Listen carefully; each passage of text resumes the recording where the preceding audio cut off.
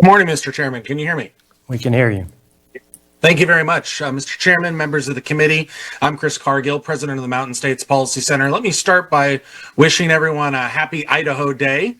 I appreciate the legislature's work on this particular issue and the invite to offer testimony this morning. Mr. Chairman, I think you hit the nail on the head that this program was specifically designed for the most vulnerable, the working poor, parents with children, the disabled. Medicaid was never intended to provide health insurance for more than 20% of the population. As you all know, the cost of Medicaid coverage for the state is skyrocketing, and unless you act, you could very well lose financial control of this over this program.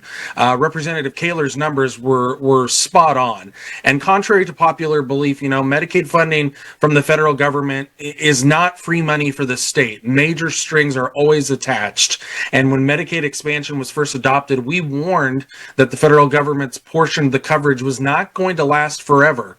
Just in the past 5 years, Medicaid outlays at the federal level have increased almost 50%, and our state Medicaid budget also continues to grow, as we've talked about this morning. As Washington, D.C. attempts to get its fiscal house in order, Idaho and other states really need to be ready, and that's why we appreciate the trigger for cost containment if and when the federal government changes the program. And we would encourage all of you to ask yourself one question today.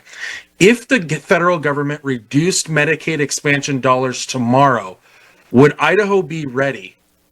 What would we do?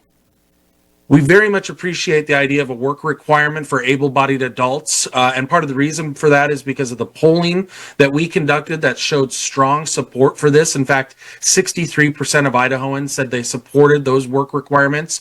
Overall, our analysis shows this bill would be a very reasonable attempt to gain some financial control over Medicaid dollars in the state while continuing to support rural access, bringing the ultimate decision, I should say, of a host of Medicaid expansion issues to you as elected lawmakers. So I thank you for your opportunity this morning and happy to answer any questions.